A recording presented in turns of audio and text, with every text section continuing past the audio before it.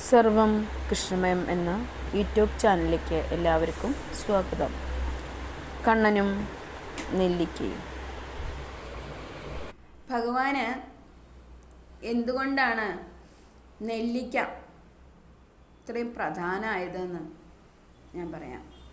അപ്പോൾ എന്നും നമ്മൾ കുറൂരമ്മയുടെ കാര്യങ്ങൾ തന്നെയാണ് പറയണത്. അപ്പോൾ കുറൂരമ്മയുടെ കഥ തന്നെയാണ് ഇന്നും ഞാൻ പറയണത്. അപ്പോൾ എല്ലാവർക്കും അറിയോ എന്നറിയില്ല, ഭഗവാന് നെല്ലിക്ക വളരെ പ്രധാനമാണ്.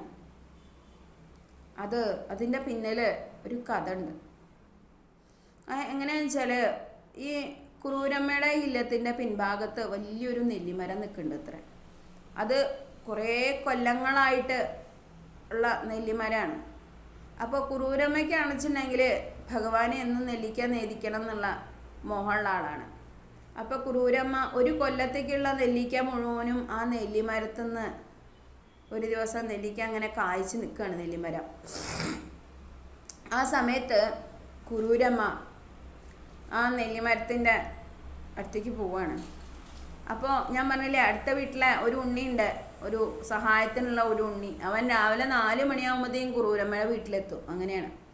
അപ്പോൾ ഈ ഉണ്ണിയുണ്ട് ഒപ്പം. അപ്പോൾ കുറൂരമ്മ ഇങ്ങനെ നെല്ലിമരത്തിൻ്റെ മുകളിൽ നോക്കിയപ്പോൾ ധാരാളം നെല്ലിയുണ്ട്. അപ്പോൾ കുറൂരമ്മ വിചാരിച്ചു, ഈ നെല്ലിക്കൊക്കെ ഒന്ന് എനിക്ക് കിട്ടിയിരുന്നെങ്കിൽ ഈ ഒരു കൊല്ലം മുഴുവനും ഭഗവാന് നേദിക്കാനുള്ള നെല്ലിക്ക ഉണ്ടാവുമായിരുന്നു. കാരണം കുറൂരമ്മ എങ്ങനെയാണെന്ന് വെച്ചാൽ, കുറൂരമ്മ കഴിക്കുന്ന സാധനമൊക്കെ ഭഗവാന് നേദിക്കുന്നതാണ്.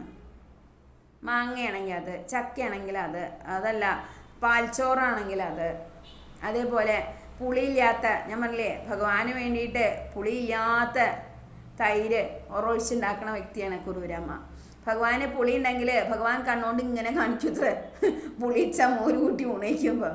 അപ്പോൾ കുറൂരമ്മ എന്ത് ചെയ്യും, പുളിക്കാതിരിക്കാൻ വേണ്ടിയിട്ട് മോര് തൈര് നന്നായിട്ട് പാകത്തിന് പുളിയിൽ ഒറൊഴിച്ച് വയ്ക്കുമത്ര. അതുപോലെ തന്നെ ഈ തൈര് കലക്കാൻ വേണ്ടിയിട്ട് അങ്ങോട്ട് ഇരുന്ന് കഴിഞ്ഞാൽ കുറൂരമ്മയുടെ 4 ഭാഗവും ഓടൽ തുടങ്ങും ഉണ്ണിക്കണ്ണൻ. അങ്ങനെ ഓടിയിട്ട് അവസാനം ആ ഒരു കലത്തിൽ ഇങ്ങനെ പത വരുമല്ലോ, നമ്മൾ ഇത് കലക്കുമ്പോൾ, തൈര് കലക്കുമ്പോൾ ഇങ്ങനെ പത വന്നിട്ടാണ് പിന്നെ നമ്മൾക്ക് അത് വെണ്ണയായിട്ട് ഉറഞ്ഞുണ്ടാവുക. ഈ പത വരുമ്പോൾ തന്നെ ഉണ്ണിക്കണ്ണൻ അടുത്തിരുന്നിട്ട് ആ പത കൈകൊണ്ട് തോണ്ടി നക്കാൻ തുടങ്ങുത്രേ. അപ്പോൾ കുറൂരമ്മ പറയത്രേ, ഉണ്ണി ഈ പതയായിട്ടേ ഉള്ളൂ, വെണ്ണ ആയിട്ടില്ല, വെണ്ണ ആയാൽ നിനക്ക് തരാം എന്ന് പറഞ്ഞിട്ട് കൈ മാറ്റി വയ്ക്കുത്രേ ഉണ്ണിക്കണ്ണൻ.